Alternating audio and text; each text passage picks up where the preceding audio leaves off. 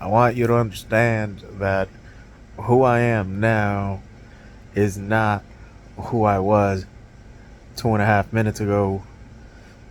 Is life, it hasn't been written yet, or maybe it has. Destiny, infinity loops.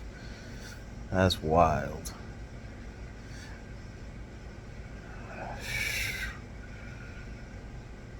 How does that even work? Even if it's like you have multiple timelines, like you're still predetermined to like.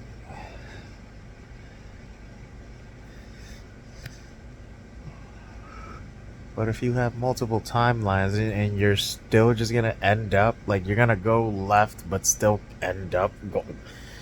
That's wild. They ran out of fucking RAM